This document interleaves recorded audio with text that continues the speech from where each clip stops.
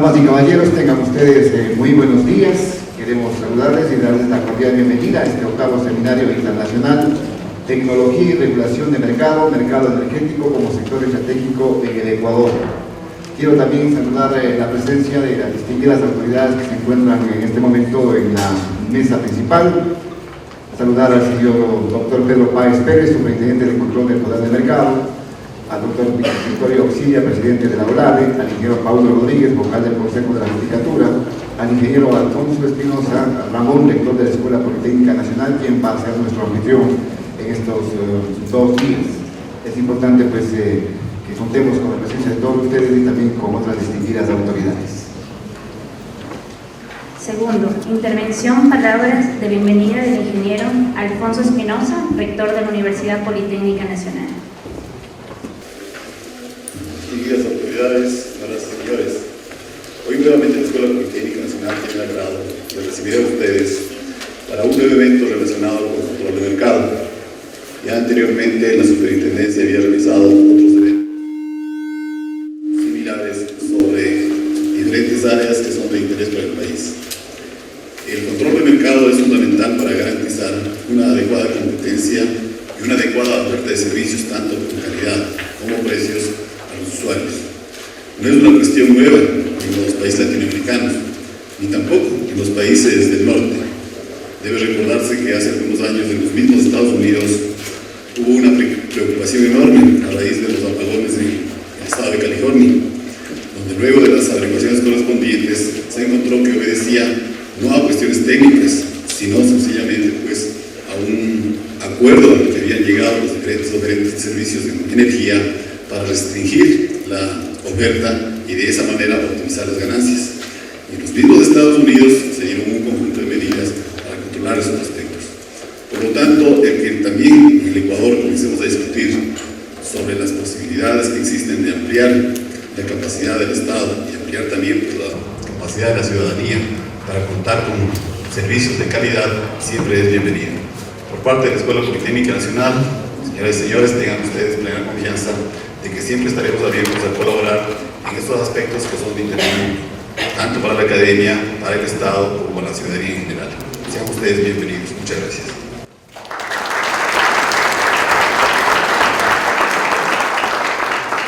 Muchísimas gracias al señor rector de la Escuela Politécnica Nacional. El octavo seminario internacional Tecnología y Regulación Mercado Energético pretende abordar esta temática considerando no solo las características propias y atributos particulares del sector, sino también brindar un enfoque sistémico de su rol en el mercado y la sociedad. En este plano me permito invitar al ingeniero Victorio Auxilia, el presidente de la OLADE, para que participe también en esta inauguración. Muchas gracias, muy buenos días a todos. Señores autoridades que nos acompañan en el presidium, señores presentes, participantes de este octavo seminario. En primer lugar, me gustaría felicitar a la superintendencia y a los organizadores de este evento por esta iniciativa que me parece muy oportuna en un momento en que Ecuador está analizando su matriz energética y está realizando un golpe de timón en lo que es el rumbo del desarrollo energético en el país, ¿no? En el que uno de los principales recursos naturales existentes aquí, disponibles para el aprovechamiento y la producción de energía eléctrica, está recuperando la importancia que le corresponde, que es el caso de la hidroenergía para convertirla en electricidad. Y también nos parece muy oportuno porque este tipo de discusión sobre los recursos naturales, ¿no? Y su importancia en el desarrollo endógeno, independiente, pero siempre, claro, abierto al diálogo al mundo, de la región de América Latina y el Caribe, está en la mesa o en la agenda de prioridades de la región.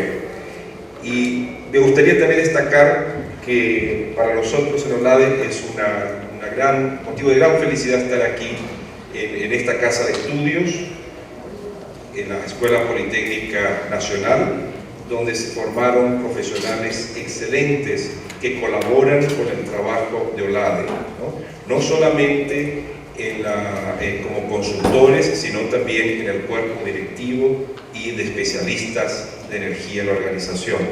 Muy buenos días a todos. Ya tendré la oportunidad de extenderme más sobre el asunto. Les felicito nuevamente y congratulo a quienes me acompañan, ¿no?, en esta mesa por esta excelente iniciativa. Éxitos durante estos 2 días de discusiones. Muchas gracias.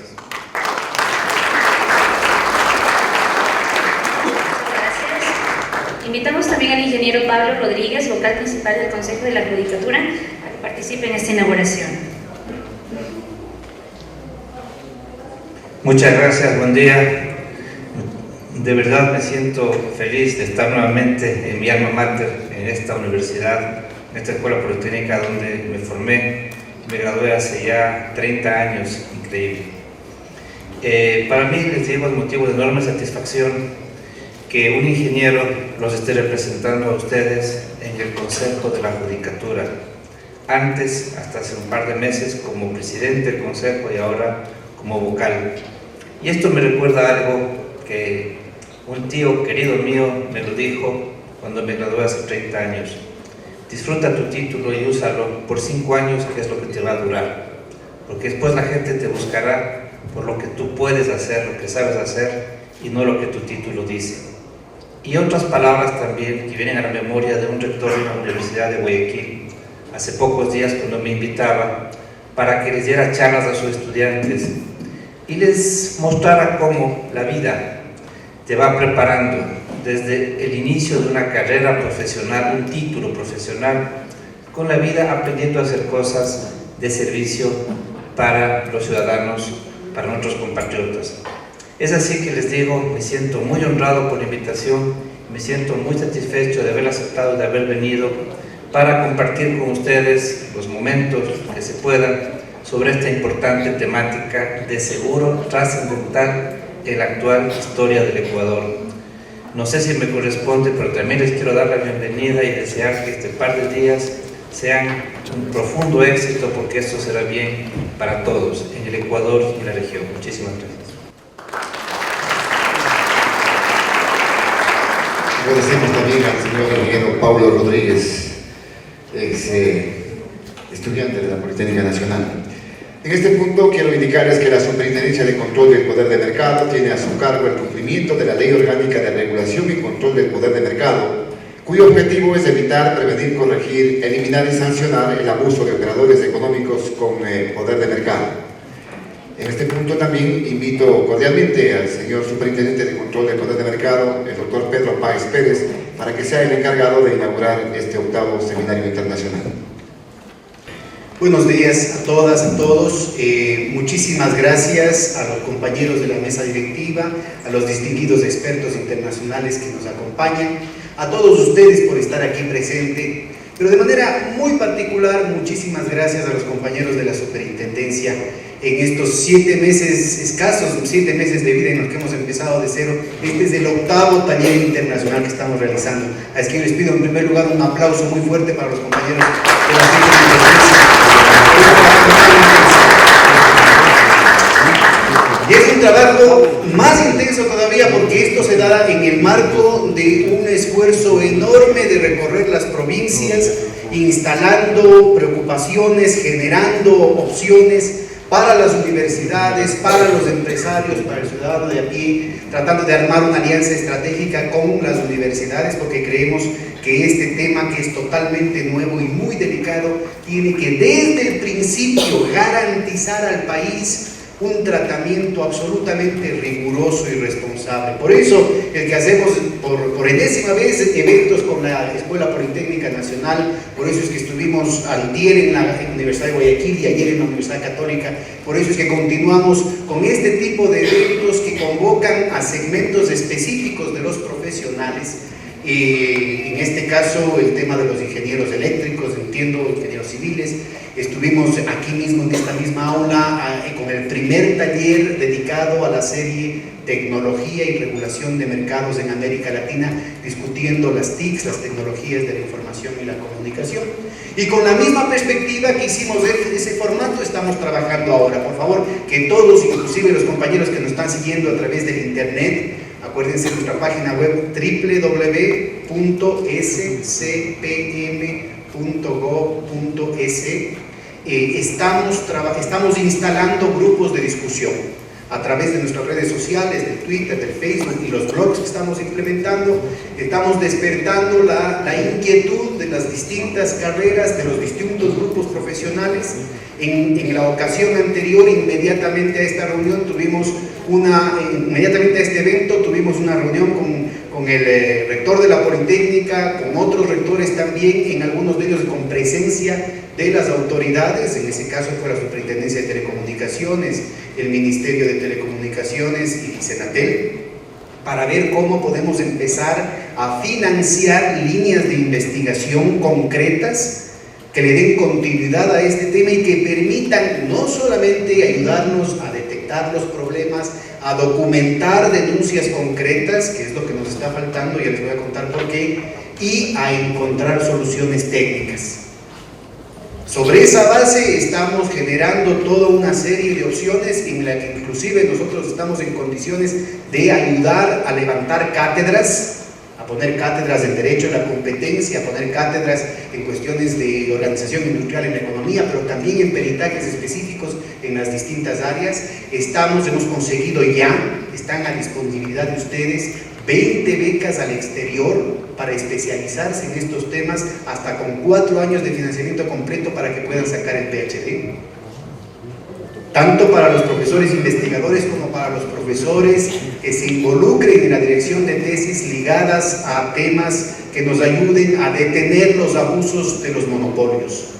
Y en esa misma perspectiva estamos en una campaña intensísima de recorrer todas las universidades invitando a los estudiantes de las distintas áreas. Esto no es solamente para abogados y economistas, insisto. Todas las ingenierías, todos los peritajes en temas de informática, en temas contables, a propósito de lo que mencionaba Alfonso hace un rato, el tema de la Enron y de Arthur Andersen involucradas en la corrupción de la crisis energética en California hace 10 años, ¿no es cierto? Indispensable tener peritajes que nos permitan ubicar exactamente dónde está el problema. Y entonces necesitamos crear una conciencia a nivel de los estudiantes, una conciencia a nivel de los profesores para que se involucren en este esfuerzo que tiene que ser conjunto, tiene que ser una campaña ciudadana para acabar de una vez por todas con los abusos de los monopolios. Y en ese sentido, todos los técnicos de la superintendencia estamos a las órdenes para apoyar con metodología, referencias bibliográficas, caso, información en lo que se puede para que se ayude a hacer unas tesis contundentes. Inclusive invitamos a nuestros expertos internacionales, al igual que lo hicieron los expertos anteriores. Estamos hablando ya cerca de una 50 de expertos de talla mundial que han estado presentes en estos 8 talleres internacionales, a que también nos ayuden. Eventualmente les pueden contactar por internet para una entrevista, para que ustedes les ayuden con alguna bibliografía, algún contacto, algún caso que ustedes conozcan que se relacione a esas tesis, y poder realmente apoyar en este esfuerzo de transformación de la Universidad Ecuatoriana, en este esfuerzo de transformación del país, en este esfuerzo también de garantizar que la gente que quiera superarse pueda tener un futuro profesional sólido, ¿no? Y en ese marco hemos conseguido 200 becas, es decir, con beca o sin beca nosotros vamos a apoyar a la realización de las tesis, pero hemos conseguido ya 200 becas, son 6 meses con $318 mensuales y todos los gastos adicionales que puedan ser contrafactura, justificados, software, bibliografía especializada, los costos de laboratorio, los costos de análisis especiales, los costos de levantamientos de encuestas bien diseñadas, estadísticamente, encuestas aleatorias, estratificadas, estadísticamente justificadas para poder tener un análisis contundente que les sirva, bueno, inmediatamente en la tesis, pero eventualmente en cualquier otro campo de la vida profesional, hasta $5,000. Entonces tenemos ahorita, hemos ya dado el primer examen, ya tenemos 10 ganadores de los cupos para las tesis. Hemos tenido la promesa del Senacid de garantizarnos otras 200 más si es que llenamos el cupo. El siguiente examen va a ser a finales de mayo,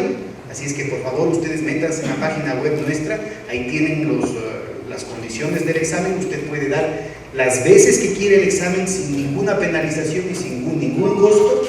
y básicamente de lo que se trata es de bajarse las grabaciones del primer taller internacional que tuvimos y sobre la base de ese material dar el examen, ¿no? Entonces, lo que estamos generando es toda una serie de un paquete de esfuerzos con las universidades que se integrarían al programa del primer empleo, con la posibilidad de hacer pasantías tanto en Quito como en las respectivas provincias, con el programa Prometeo, ligado a la creación de cátedras y a las líneas de investigación, y con la realización de estos talleres que promuevan, que recuperen el debate en la universidad ecuatoriana.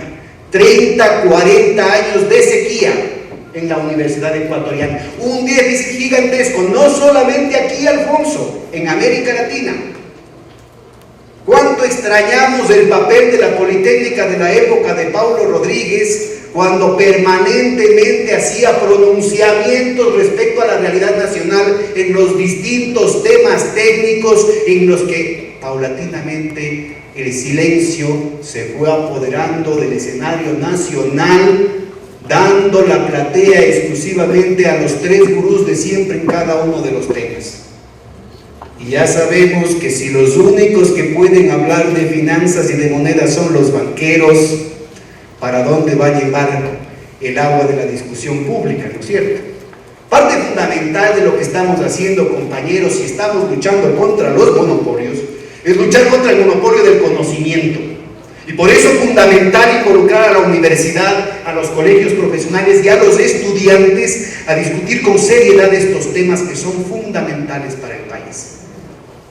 Y no solamente para que se resuelva un tema, lo que llaman los teóricos una comunidad epistémica, se garantice una serie de interlocutores con capacidad crítica que puedan realmente, con conocimiento de causa, aportar a la solución de los problemas, sino también, y en eso está involucrada la superintendencia, en generar mecanismos multiplicadores para el ciudadano de aquí. Tenemos abiertos 4 concursos de reportaje de audio, reportaje de video de investigación, reportaje de video de divulgación de derechos, de sus nuevos derechos que están plasmados en la Constitución, que están plasmados en la nueva ley. Yo sé que hay sectores que se dicen inclusive de izquierda que dicen que, por ejemplo, no hay derecho a la energía y que por eso tuvimos un taller en la Flaxo en la que sectores de izquierda decían que no hay derecho a la energía, que eso era una estrategia del neodesarrollismo extractivista en contra de los ciudadanos, en contra de las comunidades, en contra del progreso social. Imagínense lo que pasa. Pues no, nosotros somos partidarios de los derechos. Y esta campaña que estamos realizando, este evento de aquí, forma parte de un proceso de difusión de derechos, de construcción de ciudadanía. Y por eso es importantísimo el hecho de que contemos, de que abramos las puertas para la difusión. Invitamos a todos ustedes, estamos inaugurando esta noche, por favor véannos en qué canal es. En el canal 29, pero tenemos 66 estaciones de televisión en todo el país, como parte de la opción antimonopólica, que va a replicar 4 veces por semana un programa semanal de media hora, que no es que lo vamos a monopolizar obviamente nosotros, sino que está abierta justamente a la academia, a los estudiantes, a estos concursos de videos, incluso con los videos virales. Ya tenemos 18 videos virales ahorita y están involucradas las facultades, todo tipo de facultad de periodismo que quiera meterse en estos videos de 1 minuto, de 2 minutos, que con mucha creatividad, con mucho humor, los muchachos están metiendo ahora en el YouTube, en los Twitters, en el Internet, ¿no es cierto?, y que ayudan a atrapar la imaginación en torno a estos problemas que son fundamentales y que han estado silenciados lastimosamente con la complicidad de la academia y de la Universidad Ecuatoriana durante tanto tiempo. Nosotros estamos involucrando entonces a los distintos sectores sociales, a los distintos sectores profesionales desde su propia especialidad, con estos talleres así de específicos, justamente porque el diablo está en los detalles. Como bien mencionaba Alfonso hace un momento, fíjense lo que pasaba en el caso de la crisis energética en California. No era un problema de falta de tecnología, no era ni siquiera un problema de falta de capitales. Billones de dólares se habían trastornado al mundo especulativo cuando ahí estaban posibilidades concretas de inversiones lucrativas, de inversiones viables, de inversiones rentables, pero se las impedía, oh sorpresa, porque era mucho más rentable una estrategia parasitaria y una estrategia predatoria como la que se expresó en el caso de Enron, y que después se ha visto, se ha evidenciado, ha sido una estrategia generalizada de parte de los monopolios transnacionales, monopolios que no tienen ya un espacio nacional específico, sino que operan desde el principio, desde el diseño, en estrategias transnacionales, oligopólicas, de depredación, de perjudicar no solamente al consumidor, sino a las otras empresas, impidiendo la participación de otros actores en mercados más eficientes, en la provisión de mejores condiciones de vida, de mejores condiciones de producción, de mejores condiciones de sostenibilidad y de inclusión en términos no solamente de la sociedad, sino también de la naturaleza. Por eso es tan importante el que ustedes estén presentes aquí.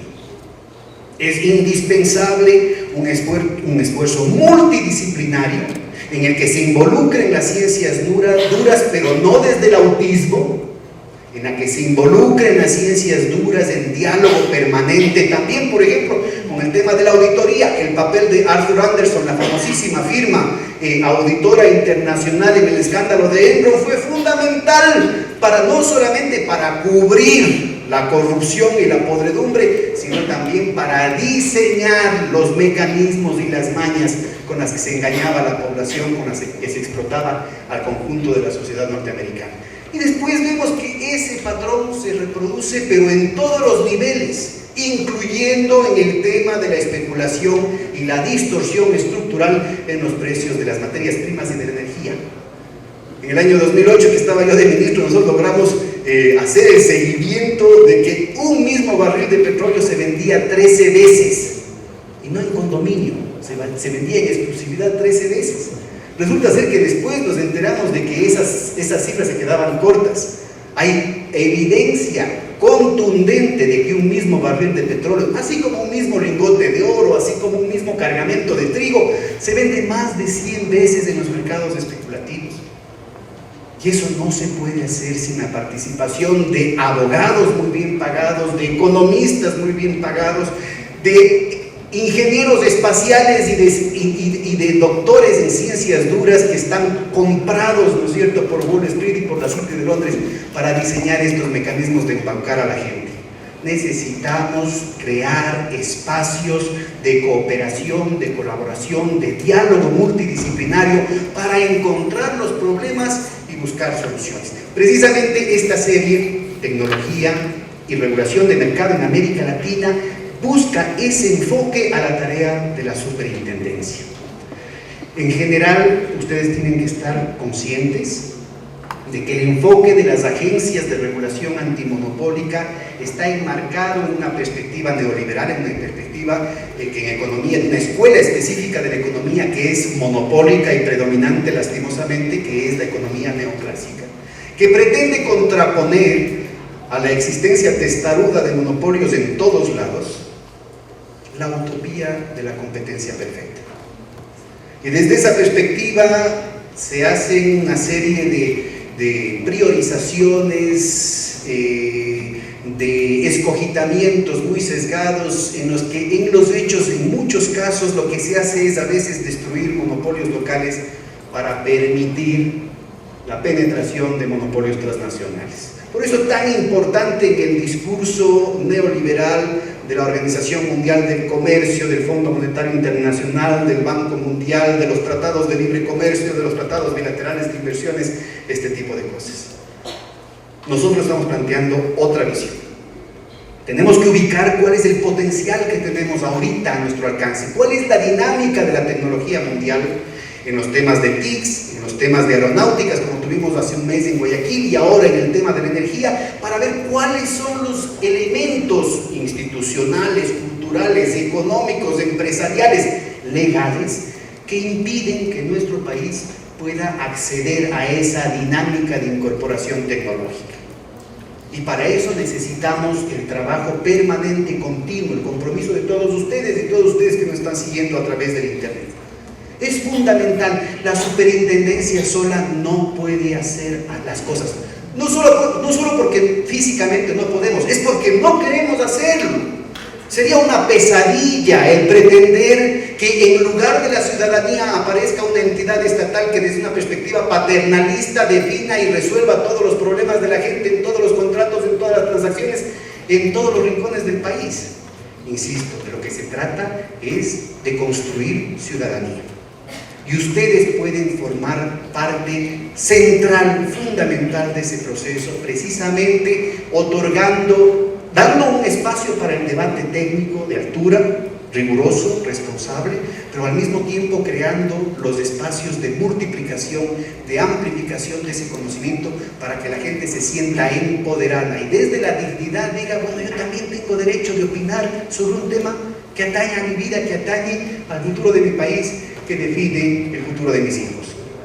Es en ese sentido que se está convocando a esta reunión como continuación de un esfuerzo de lucha en contra de la monopolización de las transnacionales que nos ha involucrado a muchos de los compañeros que yo veo acá en varios de los eventos que hemos tenido en esta construcción de derechos. Inclusive con Otavio estuvimos discutiendo en la perspectiva de la integración latinoamericana la opción enorme que se plantea de romper la visión de las fronteras nacionales y pensar ese cambio de la matriz energética que se está haciendo ahorita, no solamente en la perspectiva del Ecuador, de la patria chica, sino en la perspectiva de la patria grande. Pensar una perspectiva continental nos abre las puertas no solamente para un cambio de la ingeniería, sino un cambio en la perspectiva de la economía y de las finanzas del proyecto. Yo creo que ahora con el Banco del Sur, con la nueva arquitectura financiera, se crean condiciones inmensas que quién sabe cuánto duren para que América Latina ahora sí pueda sentar las bases de una concreción real de ese sueño postergado por más de 200 años después de los esfuerzos libertarios en América Latina. Yo creo que es fundamental lo que se puede hacer. Discutimos en ese momento con la OLAD la posibilidad inclusive de romper con el monopolio que ahorita tiene el dólar sobre las transacciones internacionales en el campo específico de la energía, para hablar, por ejemplo, de un sucre energético, de un mecanismo de compensación de pagos que permita facilitar los problemas de tesorería que siempre están capturados por el monopolio que tiene el dólar sobre nuestras transacciones, las posibilidades de interconexión, pero también que nos permita garantizar otro tipo de financiamientos que haga viable en los plazos más concretos, en los plazos más cercanos, las posibilidades de cooperación energética en el continente. Plantear ese tipo de alternativas es, como dicen los gringos, pensar out of the box. Es plantear otro tipo de perspectiva que de pronto nos abre las puertas para una cantidad enorme de soluciones. La convocatoria entonces, compañeros, reiterando mis agradecimientos, es a que participen en los blogs, en las discusiones, en la instauración de líneas de investigación, de líneas de tesis, en que se preocupen con investigaciones concretas en todas las universidades. Si hay alguna universidad que no hemos visitado, por favor, háganoslo saber ahorita, porque este mismo momento delegamos a compañeros para poder realizar probablemente el próximo taller internacional, pero en lo inmediato les ofrecemos un evento de los muchos que hemos hecho a nivel nacional acá, para poder convocar en una situación que nos incluya a todos en este proceso de transformar al país en un país sostenible, en un país incluyente. Muchas gracias.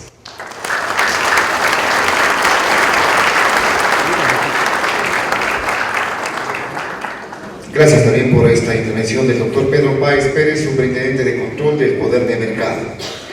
Quiero también agradecer a nuestras distinguidas autoridades que nos acompañan en la mesa principal, invitarles a que tomen asiento. Vamos a iniciar ya inmediatamente con las ponencias pertinentes en este 8º Seminario Internacional Tecnología y Regulación de Mercado Energético como sector estratégico en el Ecuador.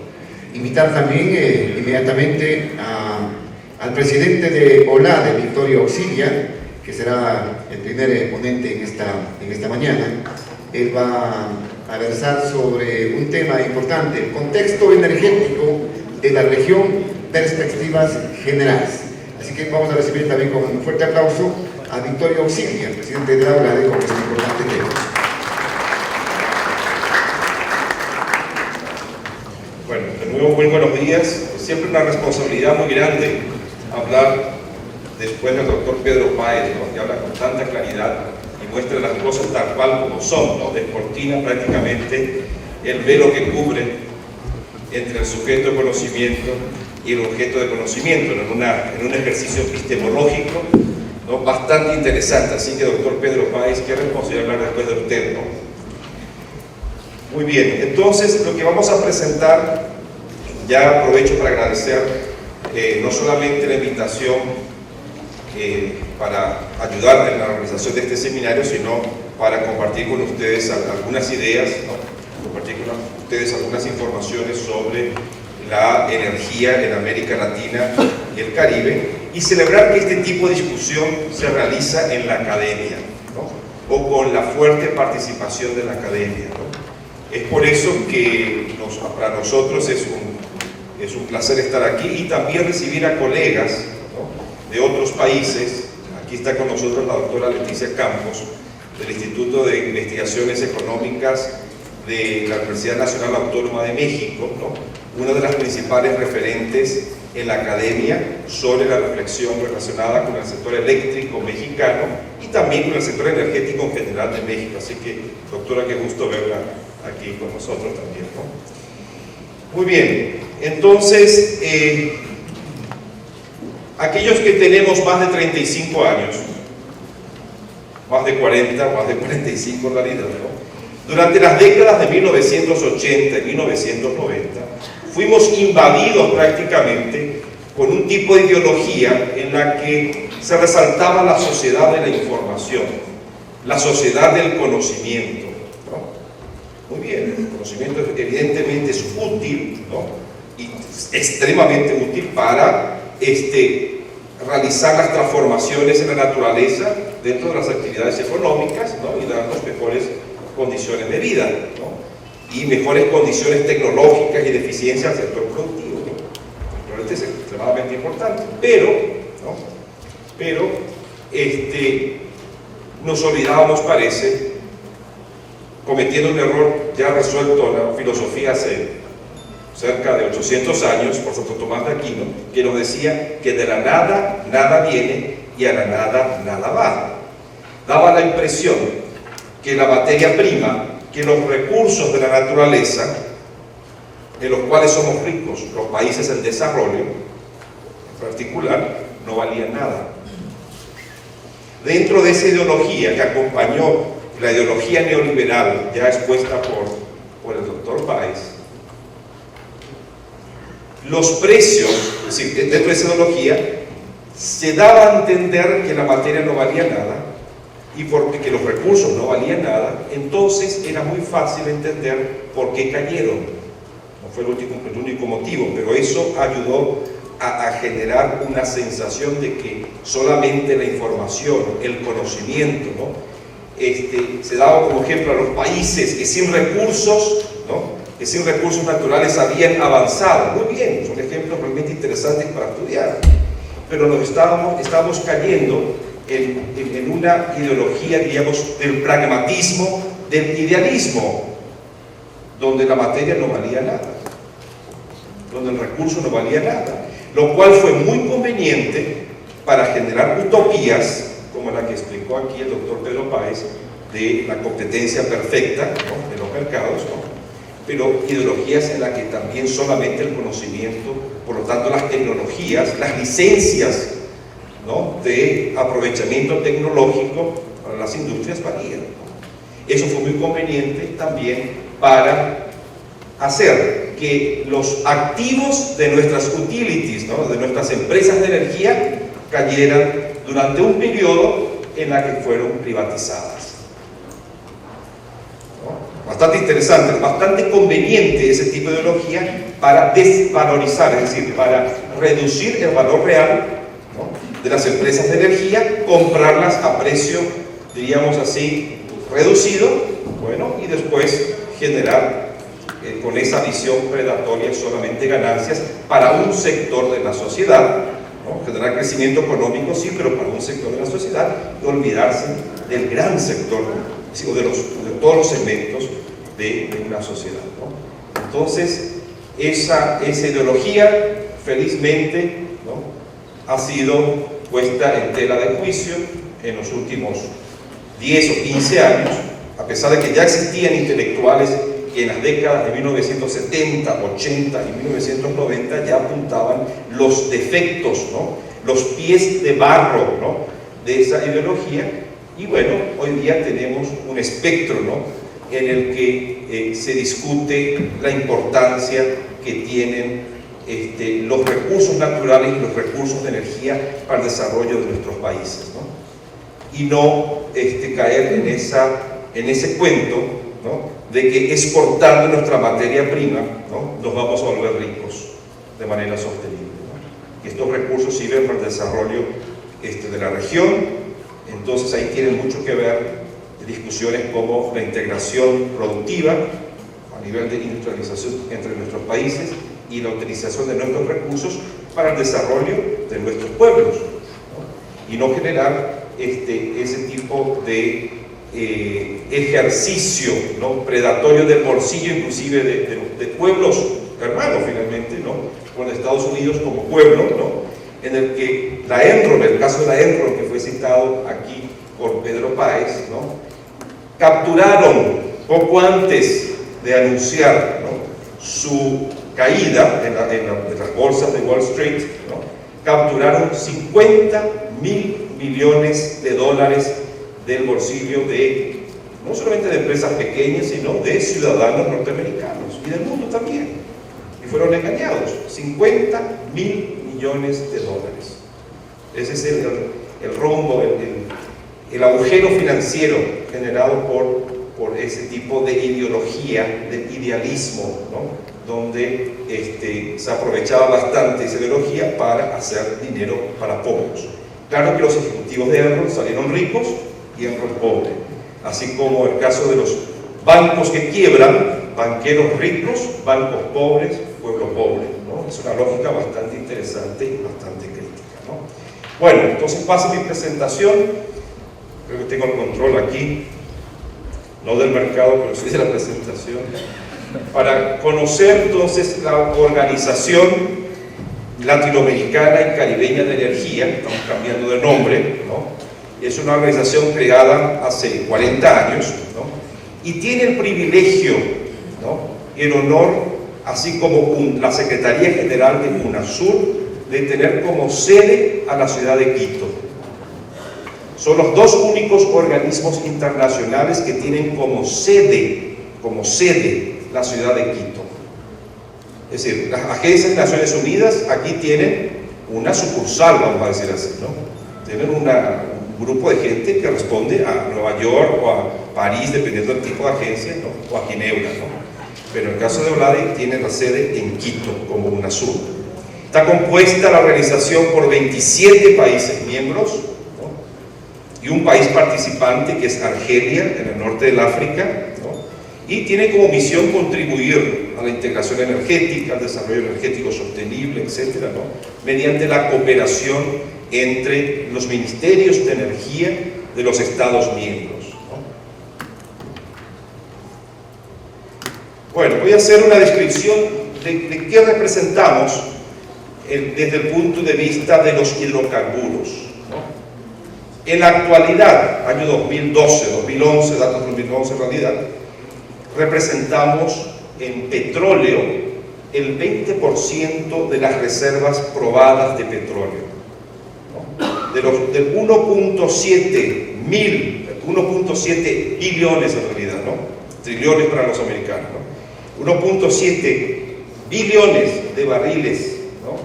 América Latina representa casi 340.000 millones de barriles de petróleo en cuanto a reservas. Pasamos a ser como región la segunda en el mundo, ¿no?, en cuanto a reservas de petróleo después del Medio Oriente.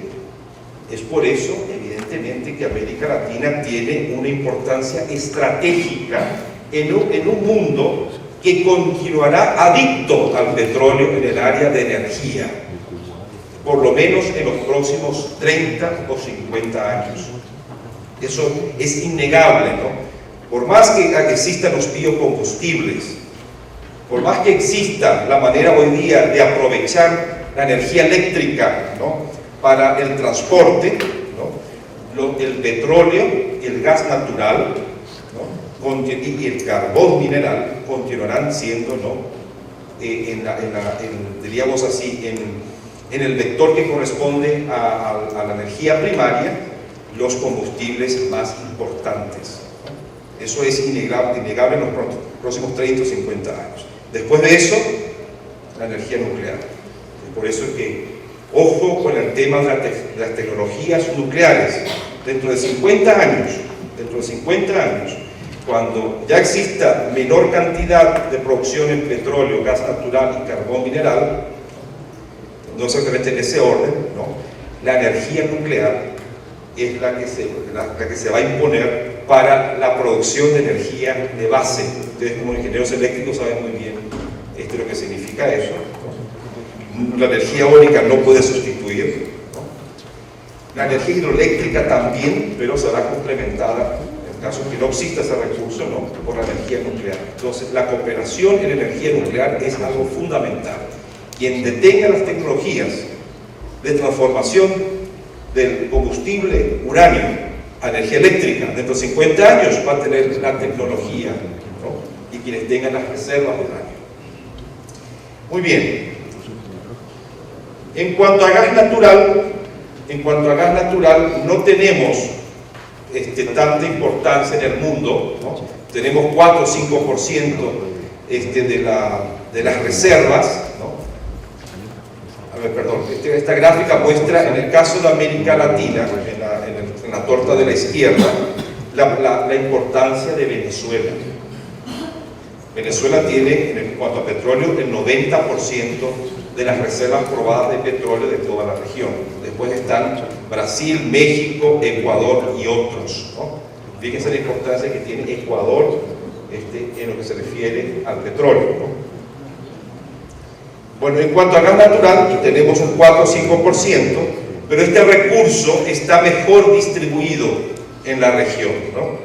Entonces, del 7.9, es decir, 8 gigas, es decir, 10 a la 12 metros cúbicos de gas natural, Venezuela tiene el 70%, pero ahí comparte Venezuela cierta importancia también en cuanto al gas natural con Brasil, Trinidad y Tobago, ¿no?, Perú, México, Argentina, Bolivia, Colombia y otros países. Entonces el gas natural, si bien tenemos menos, ¿no?, comparativamente con el petróleo, es un recurso que está mejor distribuido, es decir, más distribuido en la región.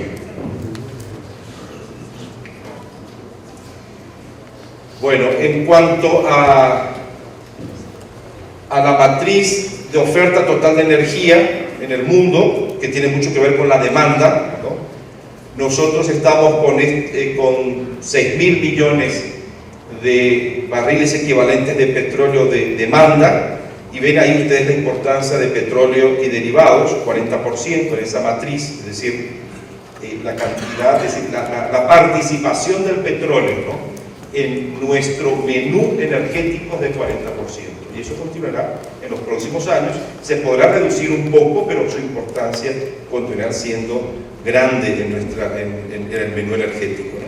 Gas natural le sigue con 28%, y biomasa, donde ahí tenemos la biomasa para la producción de biocombustibles, pero también tenemos leña. Hay muchos países que todavía dependen de la leña, ¿no?, como la principal fuente de energía en las casas, en el medio rural principalmente, ¿no? Entonces eso influye en ese número de 14%, hidroenergía 9%, otras renovables 3% y nuclear 1%, ¿no? Fíjense la matriz en el mundo, los petróleos derivados muy importantes, pero casi comparten esa importancia con el carbón mineral, ¿no? De ahí el famoso discurso del cambio climático, ¿no? América Latina no produce energía eléctrica prácticamente con carbón mineral, ¿no? Pero en el mundo, principalmente en Estados Unidos, la producción de electricidad se realiza mediante el carbón mineral. No obstante, todos somos culpables del cambio climático, esa historia toda, ¿no? Así que es un discurso que siempre tiene que ser analizado con lupa y con datos empíricos para que podamos responder de manera efectiva, pero también real, a las demandas que nos hacen, demandas en el marco de los convenios internacionales con relación a la relación entre energía y medio ambiente. Cuidado, la matriz energética de América Latina es la más limpia que existe en el mundo, ¿no? Prácticamente 26% de las fuentes primarias de energía corresponden a energías renovables en América Latina. Claro que eso difiere de país a país, y esto tiene mucho que ver con Brasil, que produce electricidad con hidroenergía y a los biocombustibles. Claro que eso tiene que ver con... Pero desde el punto de vista general de conjunto, tenemos una matriz energética bastante limpia, ¿no? Ya en el caso del mundo, 13%, ¿no?, de las fuentes primarias de energía son renovables en el mundo. El resto es fósil. Y ustedes ven por qué. Por el carbón mineral. Y si vemos la matriz de producción de energía eléctrica en América Latina, es también la más limpia, ¿no? 50% de la producción corresponde a hidroelectricidad, producción eléctrica con hidroenergía, y por lo menos un 10% más de otras fuentes renovables de energía para la producción de electricidad. En el mundo, solamente 20% promedio se produce de electricidad, se produce con fuentes renovables de energía. Consumimos más o menos unos 13 a 14 millones de barriles equivalentes de petróleo, ¿no? Eso como un todo, ¿no? Barriles equivalentes de petróleo, es decir, consumimos como energía eléctrica, como biomasa, como petróleo, como derivados, etc. Consumimos más o menos 13 a 14 millones de barriles de petróleo por día. Pero en realidad no todo eso es petróleo, ¿no? Consumimos en realidad como petróleo, ¿no?, y derivados alrededor de 6 millones. 6 millones es realmente petróleo. El resto es hidroenergía convertida a electricidad. Y bueno, se busca la equivalencia, como ingenieros saben muy bien, con el poder calorífico del petróleo. Bueno, aquí vemos nuestra participación en la producción de petróleo en el mundo, ¿no? Se producen 83 millones de barriles por día. Nosotros estamos produciendo el 12%, es decir, más o menos ahí unos 10 millones de barriles de petróleo como petróleo, ¿no?, de los cuales consumimos más o menos, les dije, 6 y 7, significa que nuestra región es exportadora de petróleo.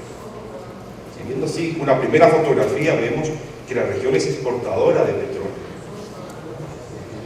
Y por lo tanto muy estratégica como el Medio Oriente, que es el Medio Oriente, Rusia, parte del África, que también son exportadores de petróleo. Y es por eso que los conflictos que tienen que ver con la geopolítica del petróleo y de la energía, ¿dónde se concentran?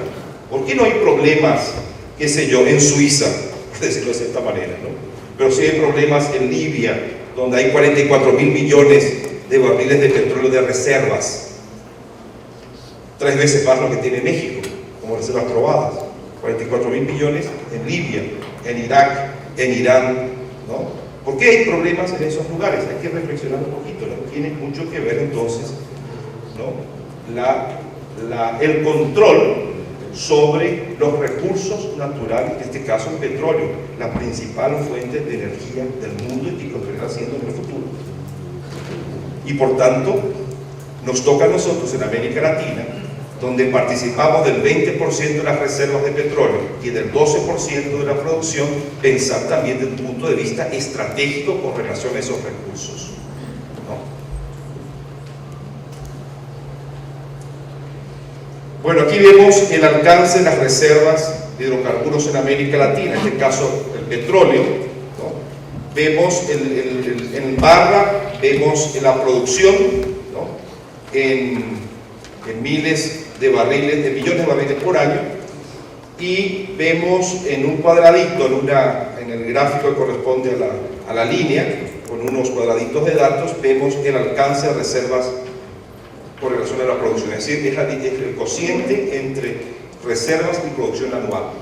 Entonces, en el caso de Venezuela, que es la primera barra, ¿no?, se produce bastante petróleo, está cerca de los 3 millones de barriles por día, ¿no?, pero tiene un horizonte de producción con ese nivel, ¿no?, de producción anual y con las reservas actuales de producir lo mismo durante 273 años.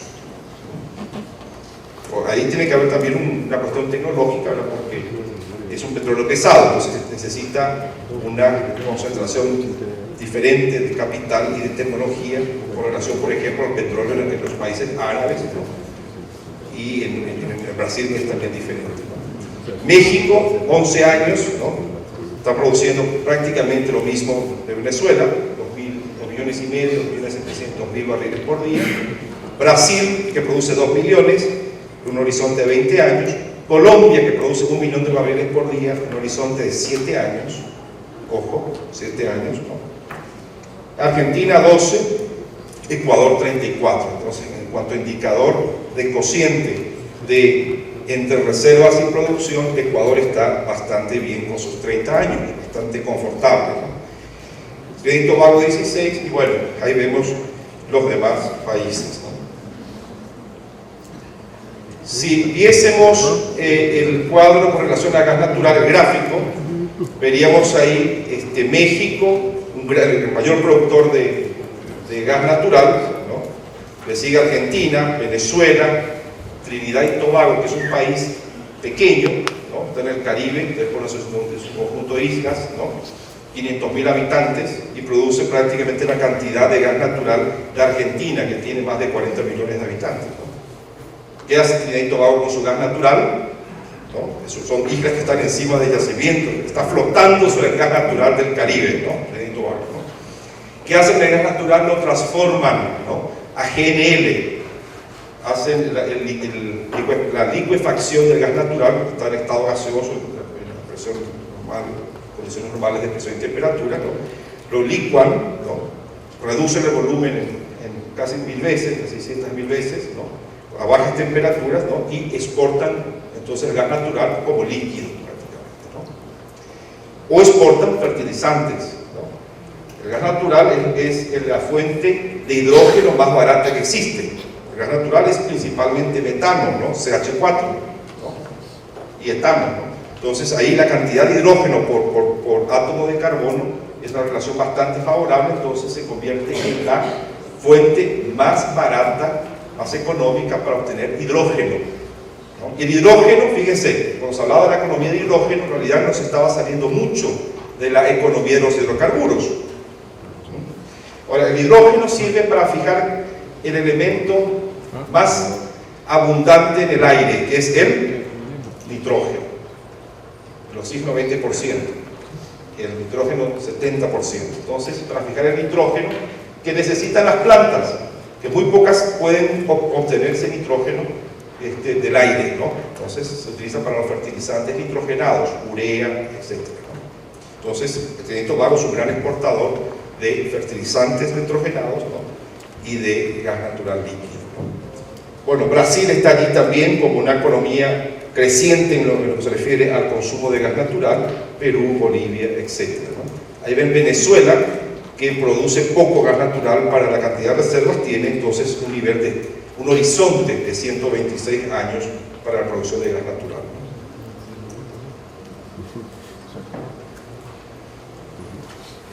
Muy bien, aquí hicimos un ejercicio en OLADE con los compañeros y compañeras de la organización de ver cuál es el balance de hidrocarburos para cada país, ¿no? Lo que está en azul es la producción de petróleo y derivados. Lo que está en amarillo es la demanda interna de lo mismo. Lo que está en verde hacia abajo es exportación, y lo que está en rojo es importación, es un déficit, ¿no? Que el país necesita importar petróleo y o derivados, ¿no? Vemos el caso de Venezuela, el mayor exportador de petróleo, y México también, son grandes productores y también son grandes exportadores, ¿no? El caso de Brasil, que está en el grupo 1, más o menos equilibrado. Aquí en el segundo grupo, que hicimos esa división apenas por tema de escala del gráfico, vemos la posición que tienen Colombia y Ecuador como exportadores de petróleo y o derivados, ¿no? En el caso de Ecuador es petróleo, ¿no? En el caso de Colombia es petróleo y o derivados. Argentina un poquito, está prácticamente en el límite, en el caso de Argentina, ¿no? que era un país en el que se creó la primera empresa estatal del hemisferio del área de petróleo, la YPF, Yacimientos Petrolíferos Fiscales, ¿no?, que fue privatizada en los años de 1990 y que el año pasado se tomó nuevamente el Estado argentino como empresa propia,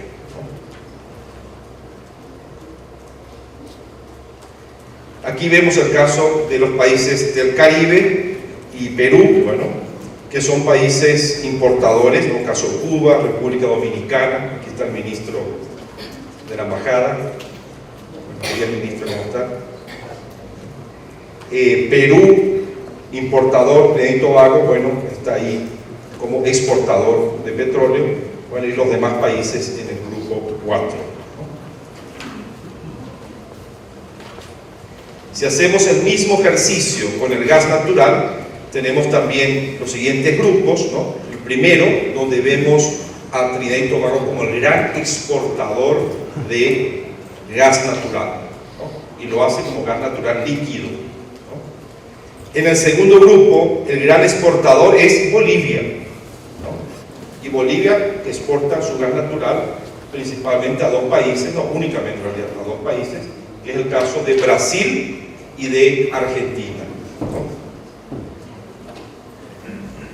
Muy bien, y el tercer grupo vemos Chile, República Dominicana, ¿no? Chile, que importa petróleo, perdón, importa gas natural líquido también, y República Dominicana, que también es una isla del Caribe, ¿no?, está importando gas natural líquido para producción de energía eléctrica, ¿no?, de manera más eficiente, más limpia, porque antes lo hacía con fuel oil, lo hacía con diésel, hoy día lo está haciendo con gas natural, entonces hay un cambio importante en su matriz de producción eléctrica, ¿no? Bueno, ¿dónde está México allí? México, doctora, ¿no?, que sabe muy bien que importa gas natural de los Estados Unidos de América y que por tanto, ¿no?, está ahora en una situación de reflexión con relación a los precios y al desarrollo de su matriz energética, debido a que los precios del gas natural en el mercado, Henry Hub, ¿no?, de Estados Unidos han caído, ¿no?, debido al shale gas, el gas de esquisto, gas de putita, ¿no?, de los Estados Unidos. Entonces hace que eso modifique la orientación de la política energética en México. La doctora seguramente va a explicarnos algo con relación a ello, ¿no? Brasil, que es el importador de gas natural boliviano, importa algo también como gas natural líquido.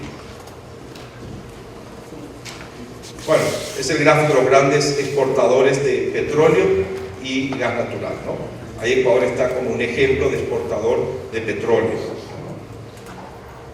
Bueno, y aquí vemos el comercio interregional de petróleo, ¿no?, donde vemos, como les dije, la región es una región exportadora de petróleo, es por eso que vemos que esas flechitas salen de la región hacia el mundo, ¿no?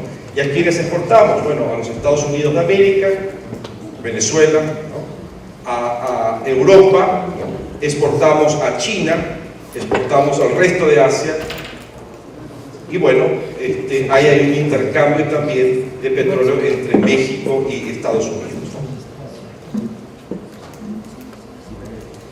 Y si viésemos lo mismo para el caso del gas natural, vemos ahí los exportadores a través de gasoductos con las flechas rojas, ¿no? Vemos que Colombia exporta a Venezuela gas natural, Bolivia a Brasil, ¿no?, Bolivia a Brasil, Bolivia a Argentina, Argentina a Chile, muy poco hoy día, Argentina a Uruguay también muy poco, casi nada a Uruguay, ¿no? Y vemos los gasoductos entre Estados Unidos y México, ¿no? Y también vemos las exportaciones de gas natural líquido de Trinidad y Tobago, que era el antiguo proveedor de gas natural, uno de los proveedores de gas natural líquido de Estados Unidos, pero debido justamente a la caída de los precios, ¿no? Fíjense, $3 por millón de BTU está hoy día el precio del gas natural en Estados Unidos, ¿no? $3 por millón de BTU, ¿no? Mientras que Trinidad y Tobago vende su gas natural líquido por arriba de los $11-12 el millón de BTU. Ya hubo periodos recientes en los que los países importadores estuvieron pagando $18 por millón de BTU. Los Evidentemente, Trinidad y Tobago busca nuevos mercados para su gas natural líquido y lo encontró en los grandes consumidores de gas natural, ¿no? Argentina, Chile, Brasil, ¿no? República Dominicana recibe gas natural de Trinidad y Tobago, ¿no? Para citar algunos ejemplos. Y Perú importa un poco de gas natural líquido a México, ¿no?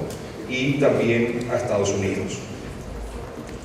Más o menos tenemos ahí un mercado del orden de los 5.000 millones de dólares, de 4.5 a 5.000 millones de dólares por año de transacciones en gas natural a través de gasoductos. Y aproximadamente la mitad, es decir, 2 a 2.5 mil millones de dólares de transacciones de compra-venta de gas natural líquido en la región.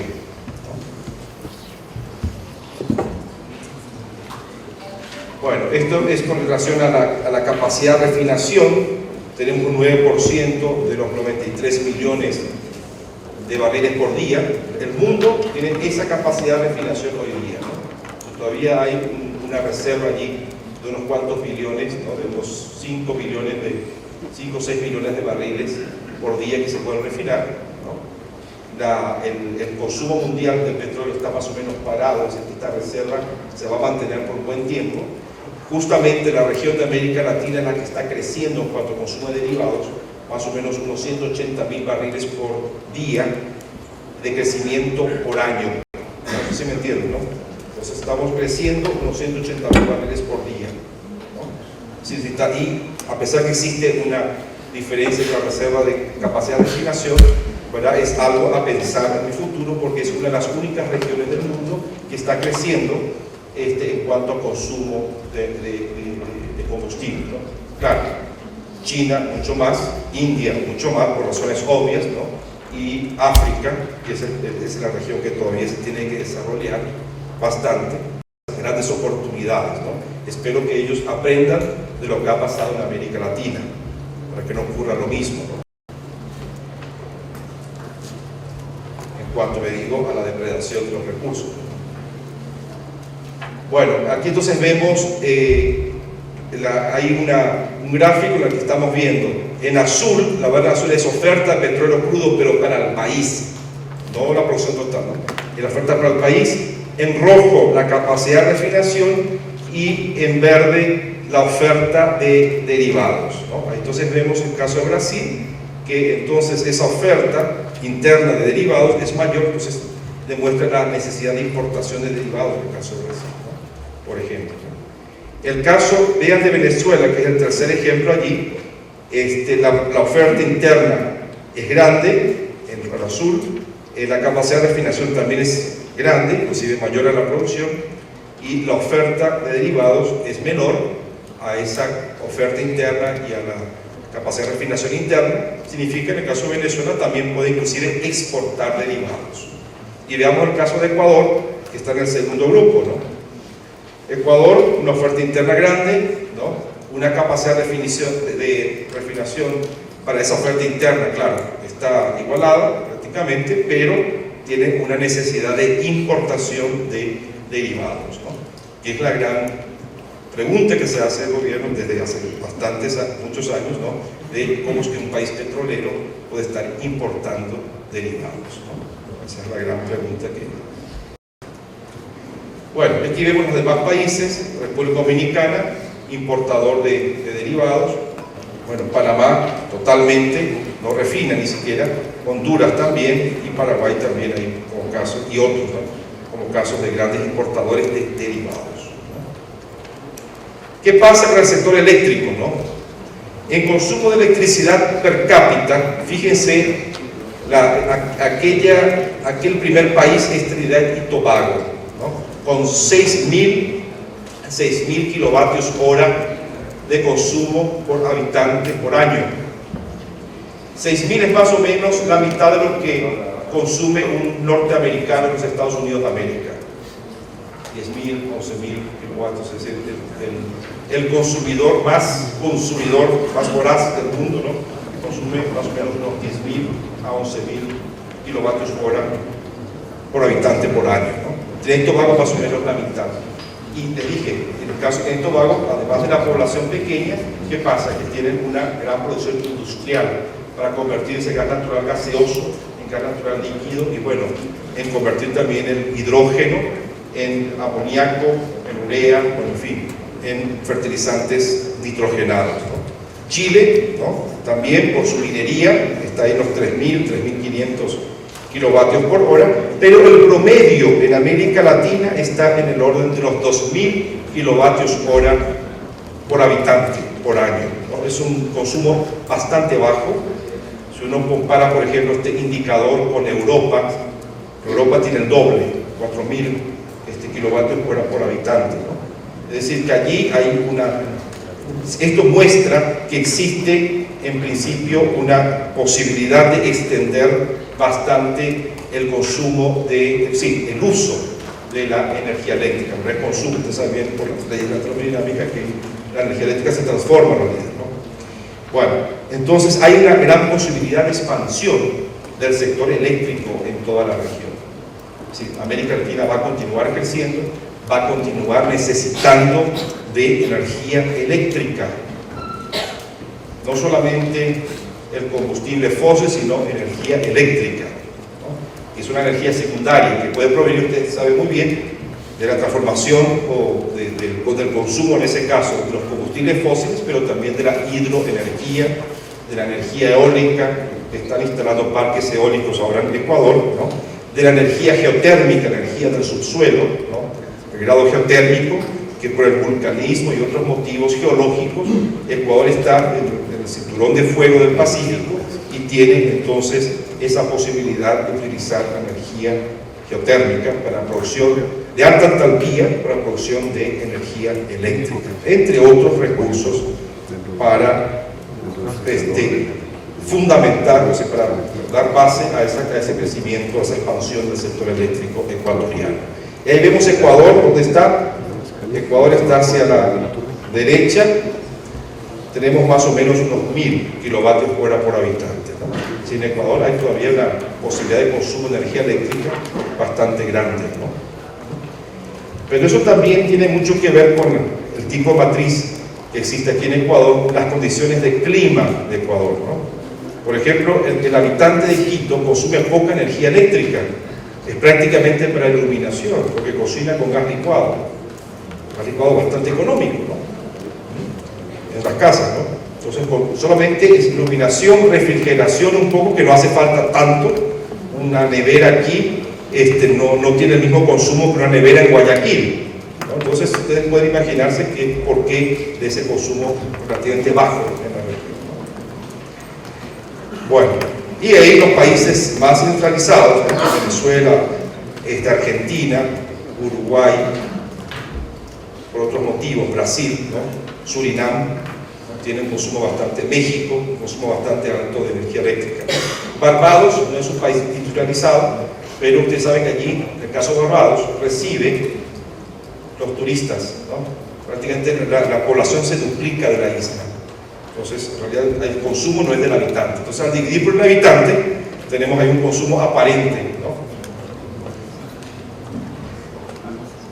Bueno, aquí vemos los países, el consumo de electricidad, o el uso de electricidad por país y por sector de consumo. El color rojo está la industria y en color verde está el residencial, ¿no? Ustedes ven ahí que los países en general, los más industrializados, el consumo industrial es elevadísimo: Brasil, México, ¿no? Argentina, Venezuela, ¿no? Y el consumo residencial no tanto, ¿no? Es menor en estos países. Hay otros países que están equilibrados, el caso de Colombia, Perú, Costa Rica. El consumo residencial es más importante por razones obvias, no es un país con grandes industrias, ¿no? Ecuador está más o menos equilibrado, ¿no?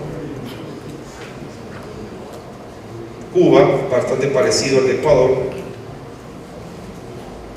Bueno, y los demás países allí, esto queda con ustedes para analizar los datos, en fin.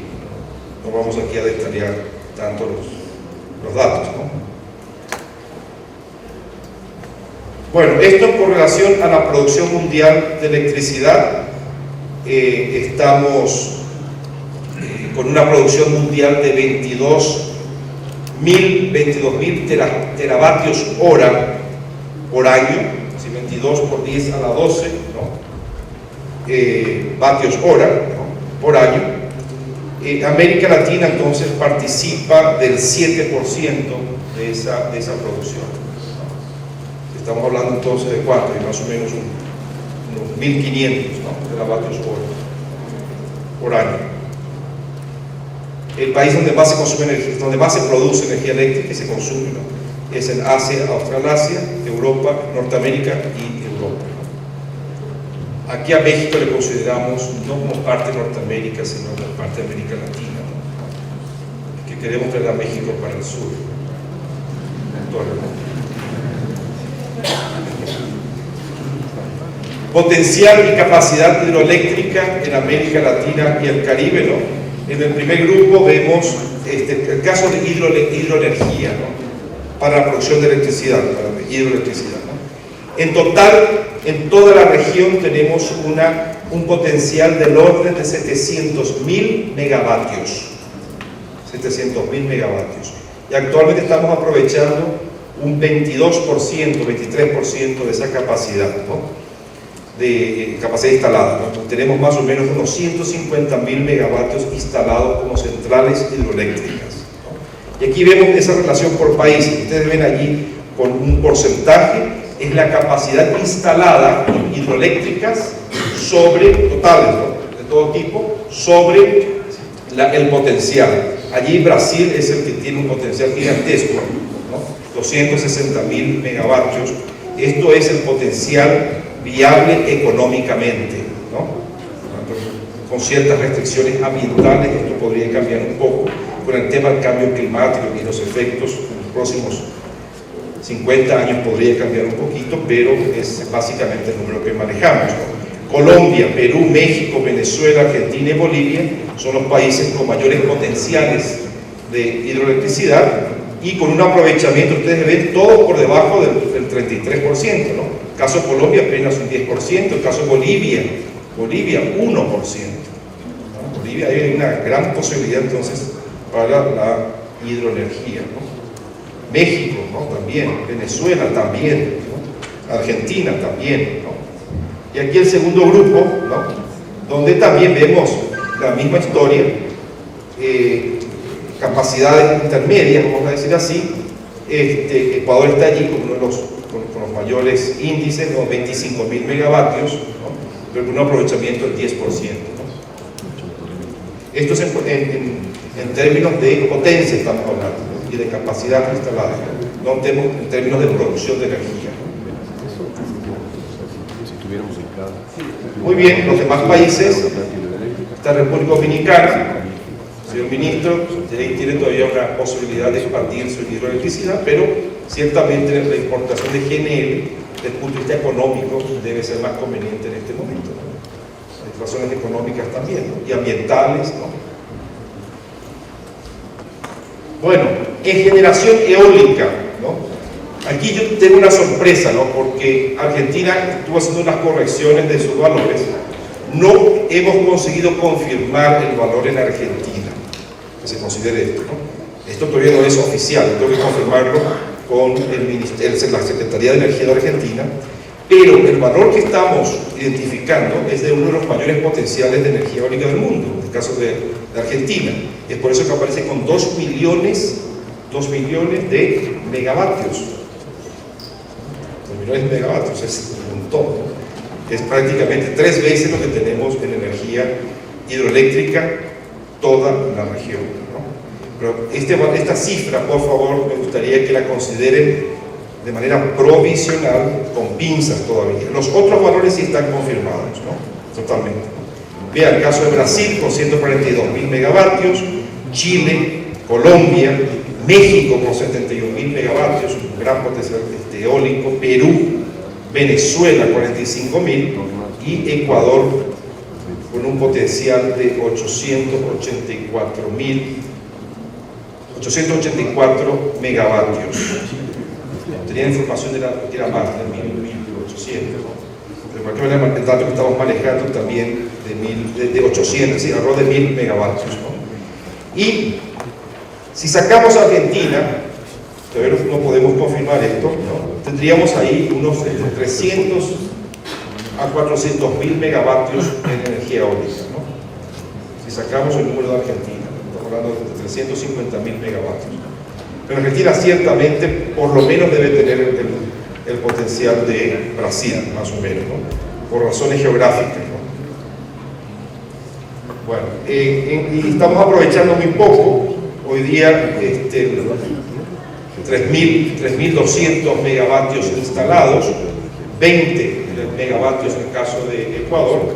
Hay una gran posibilidad de expansión del parque aerogenerador en nuestros países, ¿no? Se están agregando en el orden de 1.500 a 2.000 megavatios por año. Es el centro de transformación a electricidad que más va a crecer en porcentajes en los próximos 10 o 15 años, por lo menos. En porcentaje. Bueno, generación geotérmica, ahí tenemos valor de 35.000 megavatios, más o menos un 4% estamos utilizando, y ahí vemos los países que tienen mayor potencial, comenzando por México, ¿no? Nicaragua, Guatemala, Colombia, Chile, Costa Rica, Bolivia, Argentina, Ecuador, ¿no? Bueno, también algo de Perú, ¿no? Estos valores de la región andina los pudimos confirmar en los últimos meses, debido a que conjuntamente con IRENA, que es la Agencia Internacional de Energías Renovables, con sede en Abu Dhabi, ¿no? Hemos trabajado en conjunto, inclusive aquí con un consultor ecuatoriano, para definir los potenciales en la región andina, ¿no? Bueno, en cuanto a capacidad instalada, por razones obvias de población y consumo, ¿no? Total, es Brasil, con 120.000 megavatios instalados, ¿no? De los cuales 80.000 corresponden a centrales hidroeléctricas, ¿no? Lo demás es turbogás, turbovapor y nuclear un poco, ¿no? México, bastante térmico su parque generador, ¿no? Con 60.000 megavatios instalados. Argentina, hay una distribución un poco más homogénea entre turbogás, turbovapor, pero también es predominantemente térmico, y algo de hidroelectricidad. Venezuela, un país petrolero, fíjense el modelo, ¿no? Una capacidad instalada bastante elevada de centrales hidroeléctricas, ¿no? Esto se debe a Guri, ¿no? Que es una central que construyeron con los petrodólares, ¿no? De 10.000 megavatios, ¿no? Colombia, hidro. Paraguay, totalmente hidro. Perú, ¿no? Hidro, pero también térmico. Cuba, térmico. República Dominicana con algo de hidro, pero mayormente térmico, ¿no? Hoy día ya aparecen los de gas natural, ¿no? Verde y en rojo. Ecuador, ahí es predominantemente térmico, pero más o menos equilibrado con hidro, ¿no? Pero la idea es cambiar esa matriz, ¿no? Costa Rica es hidro, Uruguay hidro, prácticamente, Guatemala distribuido, Panamá hidro, también predominantemente, ¿no? Trinidad y Tobago térmico, ¿no? Bueno, aquí está del lado izquierdo la matriz de insumos para la generación de electricidad. Ustedes ven el pedazo de la torta, el anillo en realidad, que está en color azul claro, es hidroenergía, ¿no? Esa hidroenergía, 32% de la cantidad de energía primaria que ingresa a las centrales de transformación eléctrica se producen en 50% de producción de energía eléctrica, ¿no? Sí, ustedes saben muy bien que las hidroeléctricas tienen una alta eficiencia como centro de transformación de energía mecánica a energía eléctrica, ¿no? Y que existen limitaciones termodinámicas para la transformación de la fuente primaria combustible fósil, ¿no? A energía eléctrica. Hay limitaciones allí termodinámicas, ¿no? La máxima eficiencia que se obtiene hoy día para las centrales térmicas de ciclo combinado, que aprovechen el calor que proviene de la expansión de gas natural, ¿no? En las turbinas a gas, para producir con vapor y después energía eléctrica, son de valores 55%, 57%, no varía mucho más que eso, ¿no? Y la cogeneración puede ser un poquito mayor, pero hay una limitación. Mientras que en el caso de las turbinas, ¿no? Para producción de hidroelectricidad, son lo que se dice en el ramo de la ingeniería, las Ferrari, ¿no? Son las Ferrari en producción de electricidad, ¿no? Entonces como ingenieros saben bastante bien ese tema, ¿no? Y la nuclear también, ¿no? La nuclear entra ahí con 4%, produce 2%, gas natural 30%, produce el 26%, petroderivados 18%, produce el 12% de electricidad, ¿no? Bueno, y aquí está la estructura de generación en toda la región. Los países hidro, ¿no? Son esos que están del lado izquierdo: Paraguay, Colombia, Venezuela, Brasil, Belice, Uruguay, Perú, Guatemala. Y después los países más térmicos en cuanto a generación de electricidad: Surinam, Guyana, Grenada, Barbados, Cuba, Jamaica, México, Nicaragua, República Dominicana, ¿no? Esto en cuanto a generación. Costa Rica no me cierra esa división, ¿no? Pero los demás sí, ¿no? Bueno, interconexiones eléctricas hoy día se producen en el orden de más o menos 70 megavatios de intercambios entre los países de América Central y Guatemala con México, ¿no? Hoy día se está por inaugurar la CIEPAC, es una línea de transmisión de 300 megavatios, ¿no? De capacidad para transporte de energía eléctrica, ¿no? Y va a permitir entonces, es una sola línea, va a permitir entonces el mayor intercambio de electricidad en América Central, ¿no? Es decir, va a poder triplicar prácticamente ese intercambio, ¿no? Y están generando ya leyes de mercado para considerar el mercado eléctrico de Centroamérica como un solo mercado, ¿no? En fin, hay bastante avance en cuanto a mercado regional de electricidad en esta región o subregión de América Latina. Y en el sur, en América del Sur, aquí tenemos interconexiones entre varios países, ¿no? El centro de las interconexiones se produce en la cuenca del Río de la Plata, ¿no? Entre Paraguay, Argentina, Brasil y Uruguay, ¿no? Debido allí a la existencia de centrales hidroeléctricas que utilizan el recurso primario, la hidroenergía, que es un recurso compartido en ríos internacionales por dos países. Hay 3 centrales hidroeléctricas de ese tipo, que son binacionales, que es el caso de Itaipú, con 14.000 megavatios de capacidad instalada, el caso de Salto Grande, con 1.900 megavatios instalados, y Yacyretá de 3.200 megavatios. Itaipú, Paraguay, Brasil; Yacyretá, Argentina, Paraguay; y Salto Grande, Argentina, Uruguay. En total, esas centrales compartidas entre dos países, ¿no? Tienen una capacidad de 20.000 megavatios, ¿no? Que es más o menos, estas 3 centrales podrían abastecer a toda la Argentina, para que tengan una idea, a toda la Argentina, ¿no? Solamente esas 3 centrales, ¿no? Con esa producción allí de 127 teravatios hora por año. Y los intercambios entre los países son del orden de los 52.000 gigavatios hora por año, 52.000 gigavatios hora por año, ¿no? En toda la región, incluyendo aquí la región andina, lo cual, si ustedes multiplican allí por un valor más o menos de $50 el megavatio hora, por decir un valor, ¿no? Estamos hablando de intercambios, ¿no? Por lo bajo, diría, ¿no? De 2.5 mil millones de dólares al año, ¿no? Menos que en el caso del gas natural. Se acuerdan que habíamos hablado de 5.000 a 7.500 millones, estamos hablando aquí de intercambios de 2.5 mil millones, ¿no?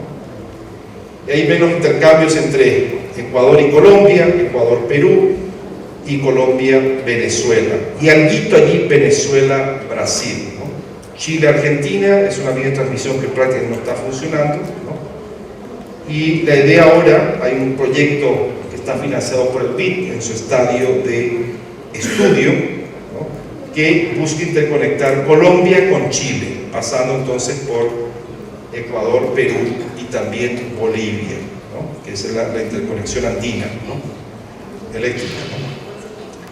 Bueno, básicamente quería compartir con ustedes estos datos, ¿no? Que nos ayudan a entender la importancia que tiene la región en el mundo en lo que se refiere a producción de fuentes de energía, pero también nos muestra la importancia que tienen los recursos que tenemos aquí, ¿no? Hidroenergía, petróleo, gas natural, ¿por qué no? Carbón mineral, reservas de uranio. En Brasil es uno de los países donde mayores reservas de uranio existen en el mundo, ¿no? Además de Canadá, Australia y algunos países del África, ¿no? La importancia que tienen entonces estos recursos para la producción de energía y su utilización para el desarrollo de nuestros países de América Latina. Les agradezco inmensamente que hayan soportado estos 45 minutos de exposición. Disculpen, ¿no? La extensión tal vez, ¿no? Así que muchísimas gracias.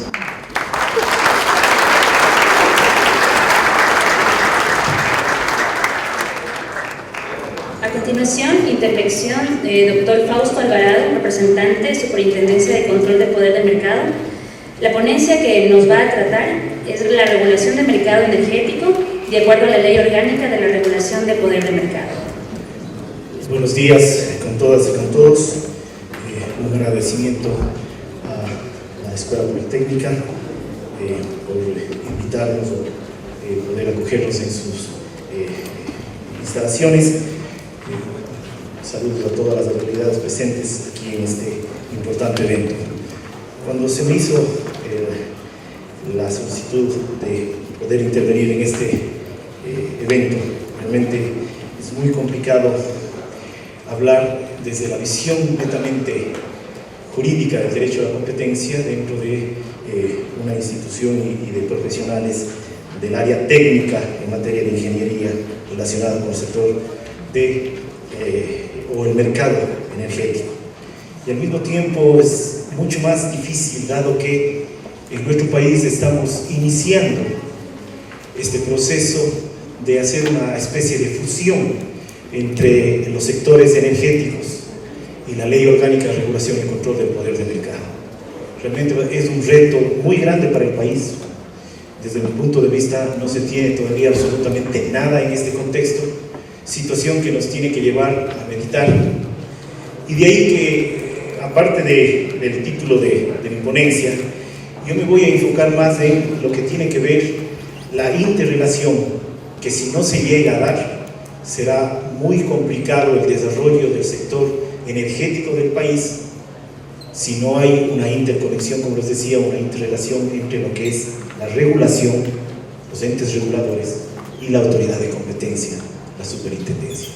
Yo creo que ese es el primer reto que tenemos que visualizarlo, y en eso se va a enfocar mi ponencia, para poder entender precisamente por qué la Superintendencia de Control del Poder de Mercado está organizando un evento de esta naturaleza.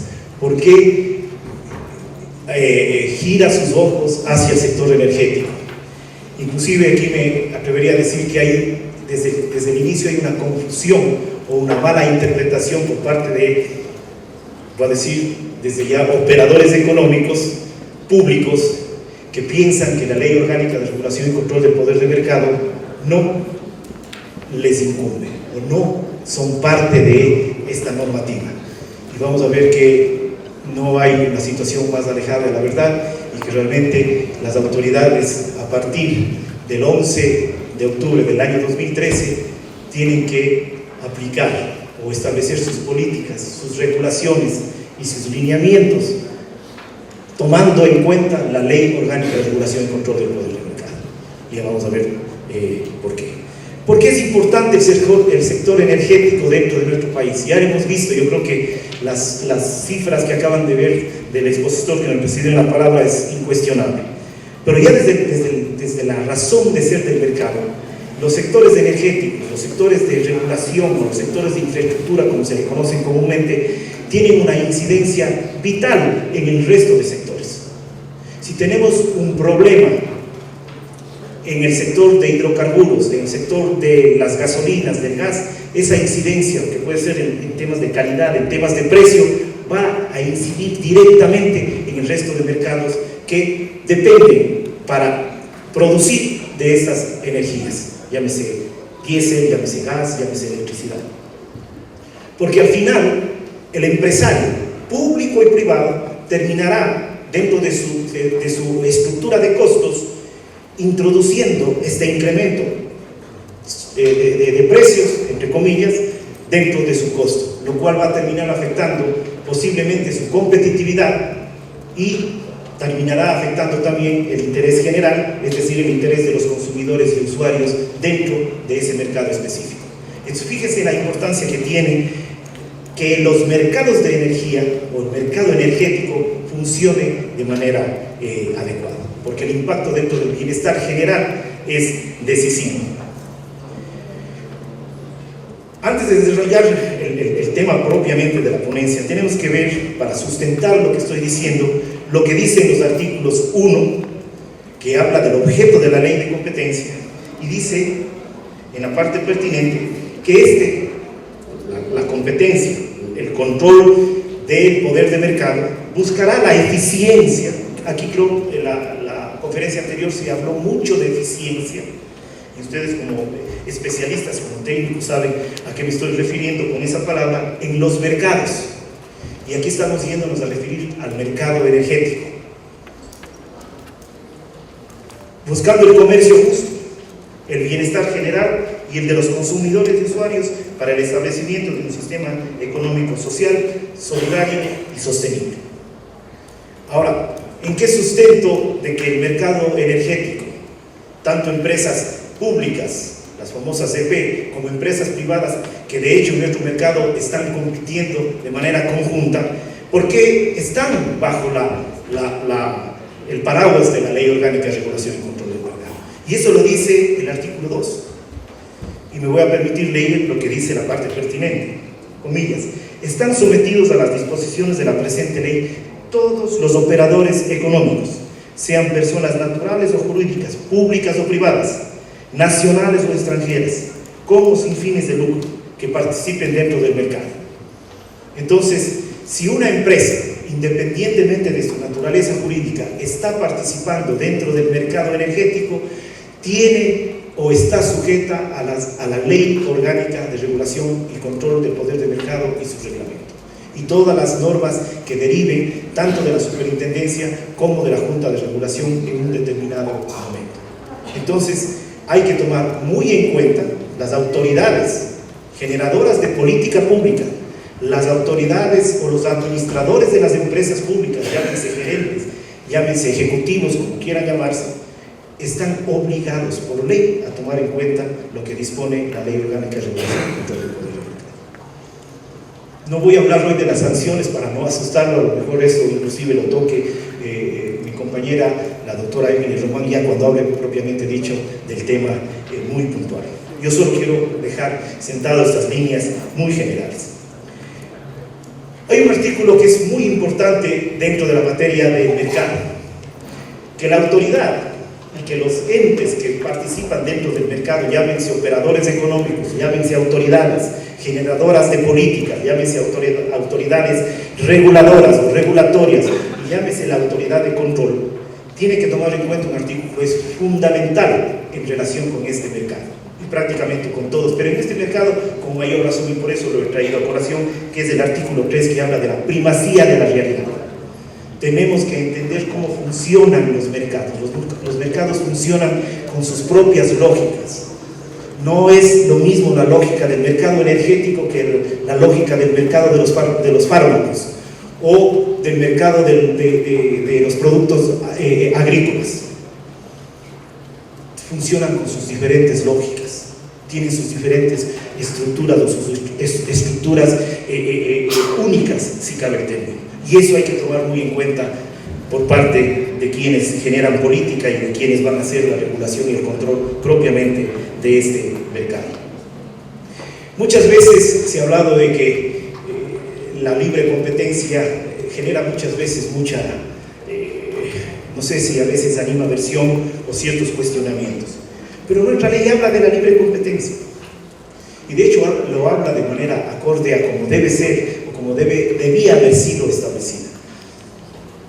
Lo correcto es de hablar de libre concurrencia y eso lo dice en el artículo 4, numeral 6, numeral 5, que establece que los operadores tendrán derecho, porque este derecho está sustentado en derechos garantizados por la Constitución, de establecer o desarrollar actividades económicas y la libre concurrencia de los operadores económicos al mercado. Porque no puede haber competencia si no hay concurrencia al mercado. La competencia, el que exista competencia es una derivación de que yo puedo ingresar al mercado. Y el yo poder ingresar al mercado se conoce como concurrencia. Es la palabra correcta que debe ser utilizada. Porque competencia se puede entender en varios sentidos. Aquí lo que se tiene que garantizar es la libre concurrencia de los diferentes operadores económicos al mercado energético, para que una vez ingresados a ese mercado puedan competir de la mejor manera. Situación esta que va a llevar ¿a qué? A que exista competitividad, a que exista una mejor calidad de bienes y servicios, que exista variedad, y por ende también estamos aquí defendiendo de alguna manera a través de la libre concurrencia y de la generación de competencia los derechos de ¿quiénes? De los consumidores y usuarios de sus bienes y de sus servicios. ¿Y quiénes somos consumidores y usuarios, señores?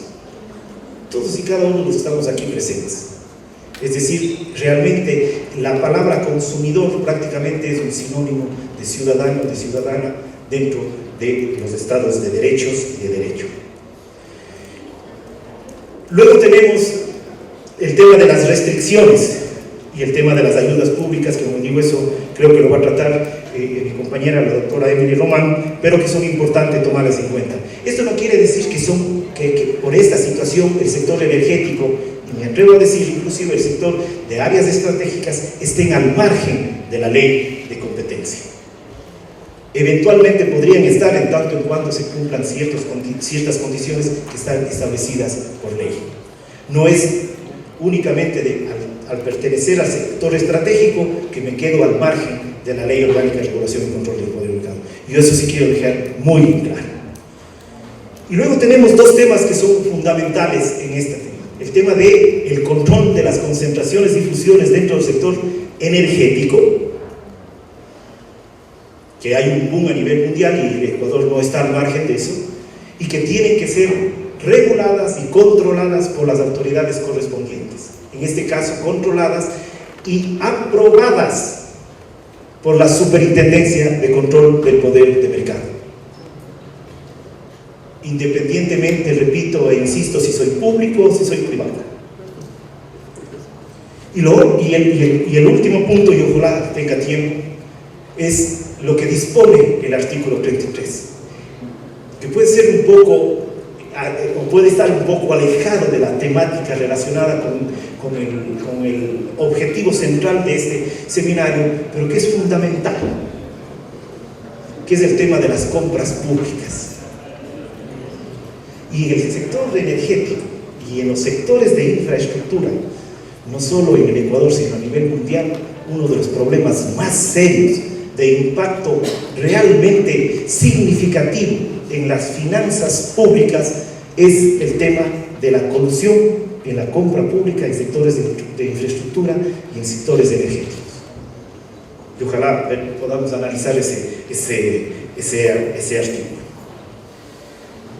Con esta, no sé si pequeña introducción, voy a dar paso a la parte fundamental de mi intervención, que es justamente la relación indisoluble que debemos generar entre la regulación y la competencia.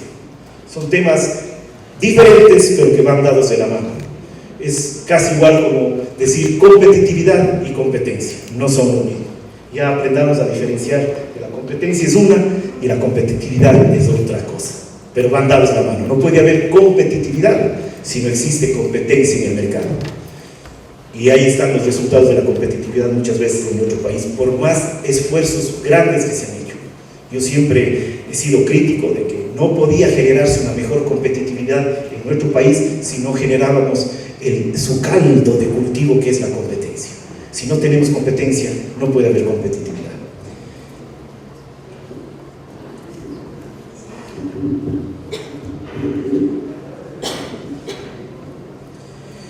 Creo que en estos momentos es inoficioso discutir la importancia de la competencia, control y regulación del poder de mercado como medio para asegurar la efectividad de la solución de los problemas del mercado a las cuestiones relacionadas con la asignación de recursos y la oferta de bienes y servicios.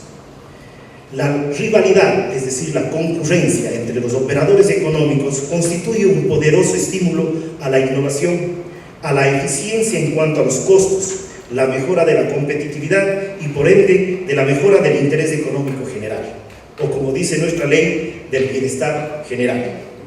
Entendida así la competencia o libre concurrencia, que ya lo vimos está establecido en el artículo 4 de la ley en referencia, es el mejor vehículo para conseguir que el desempeño de cualquier industria o sector de la economía, aportando de esta manera positiva y responsablemente a lograr justamente este interés o bienestar general.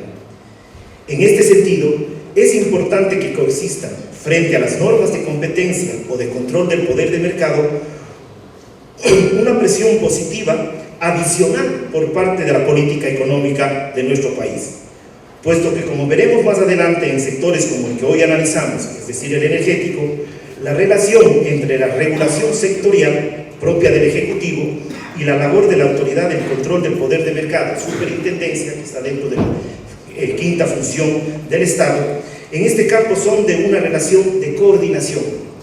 Si no existe esta coordinación entre los entes reguladores y la superintendencia, créannos que va a ser muy difícil que los mercados energéticos se desarrollen. Es muy estrecho y de esta manera debemos entenderla para obtener el éxito mencionado. Esta nueva realidad, la realidad de cómo deben operar los mercados, surge a raíz de la publicación en el registro oficial de la Ley Orgánica de Regulación y Control del Poder de Mercado el 13 de octubre del año 2011. En mayo del 2012 se publica su reglamento de aplicación y el 6 de septiembre se nombra al primer superintendente en la persona del doctor Pedro Páez, ustedes ya lo conocen. Prácticamente tiene 7 meses de funcionamiento de la superintendencia. Es por eso que me atreví a decir al comienzo que estamos construyendo estas nuevas relaciones entre diferentes entidades llamadas a precautelar que los mercados energéticos funcionen de manera adecuada. Esto nos plantea desafíos comunes tanto a la regulación, habrá que cambiar o habrá que analizar cómo se está regulando y cómo se debe regular para no ir en contra de lo que dispone la Ley Orgánica de Regulación y Control del Poder del Mercado y la defensa de la concurrencia, lo cual nos obliga a pensar creativamente, pero más que eso a trabajar conjuntamente con objetivos comunes y no contradictorios. Es decir, tenemos que generar una política pública para nuestro Estado, no una política pública para un sector en particular o para una parte del Estado, sino una política pública coherente. En este sentido, vamos a poder conseguir este bienestar general y vamos a dejar de lado que muchas veces se regula, muchas veces se legisla para generar el bienestar individual o de un grupo.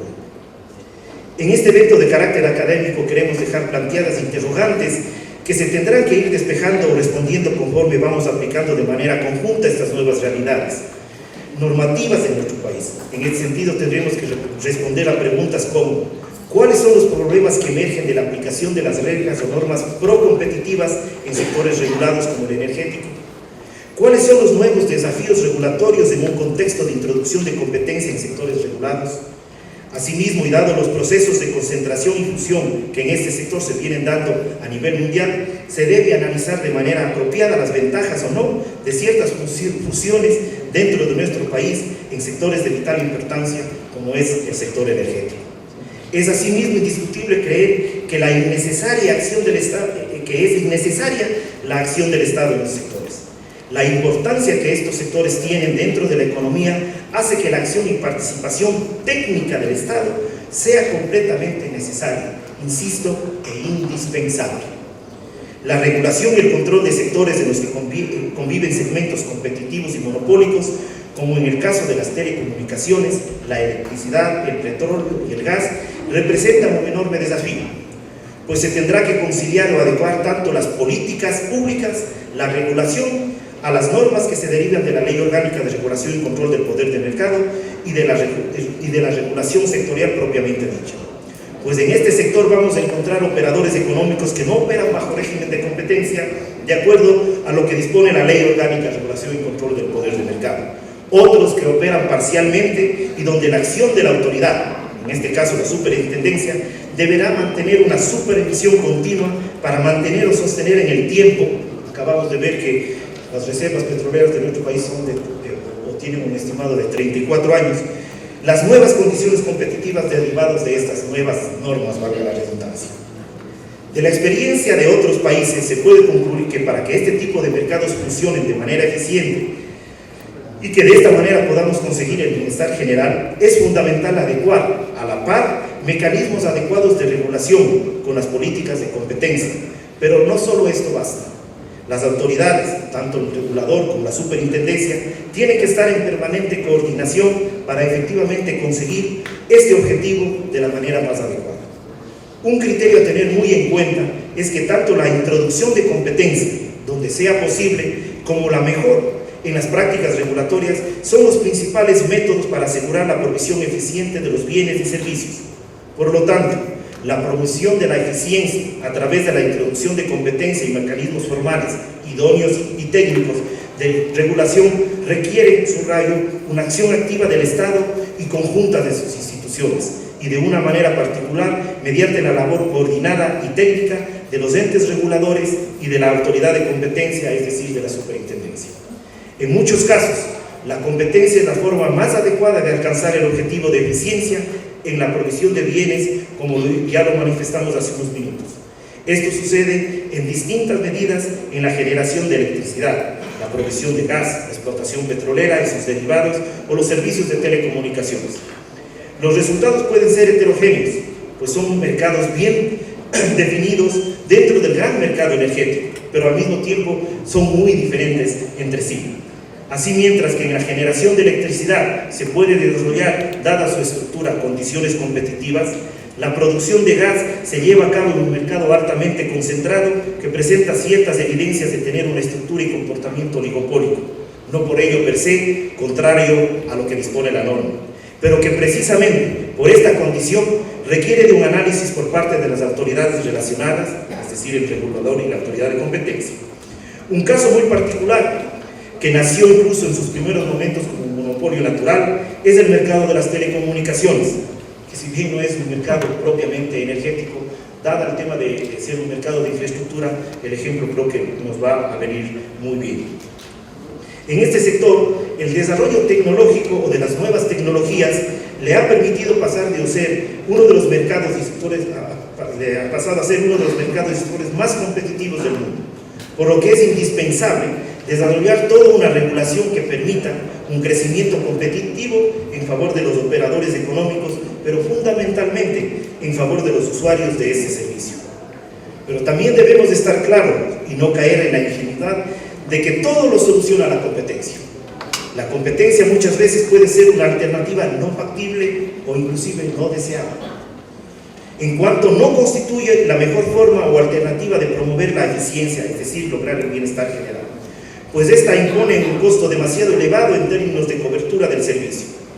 Debemos destacar que esto no debe ser un objetivo meramente económico, la cobertura, sino que debe transformarse en una de las principales herramientas de una política económica orientada a la mayor equidad, pues así lo manda nuestra Constitución. Pues los servicios públicos, por lo general prestados en este tipo de sectores, constituyen una de las características fundamentales de las sociedades modernas, por lo que el acceso universal garantizado por la Constitución a ellos hace o permite una mejor calidad de vida y una mayor integración de la sociedad.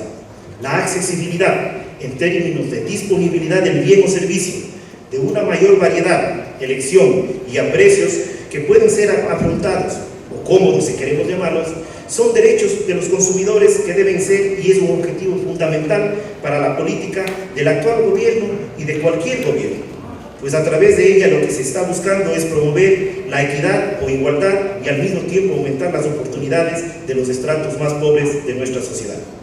Para ejemplificar lo dicho hace unos segundos, tomemos el caso del saneamiento y la provisión de agua. Estos son claros ejemplos de sectores en los que el objetivo de la cobertura debe recibir una mayor ponderación que los demás, debido a las claras falencias existentes y a los importantes impactos socioeconómicos asociados a la falta de acceso a este servicio. Aquí, a diferencia de las telecomunicaciones, el desarrollo tecnológico bajo de este tipo de servicios nos parece lugar a duda de que introducir competencia en grados significativos es prácticamente imposible.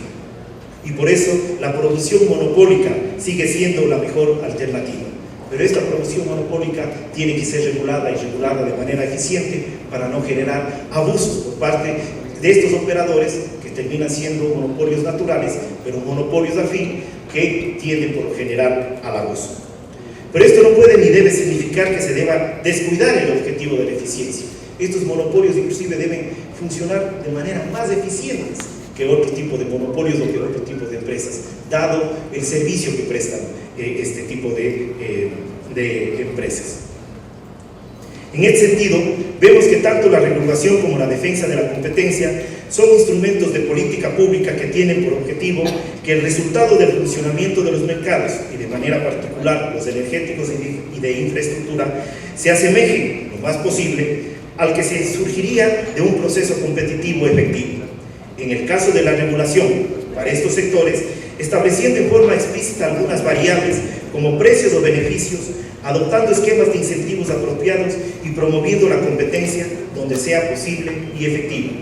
En el caso de la competencia y su autoridad, es decir, la superintendencia, evitando que los operadores económicos abusen de su poder en el mercado o se comporten de manera colusoria, o condicionando o impidiendo fusiones de operadores económicos que puedan facilitar tales conductas anticompetitivas.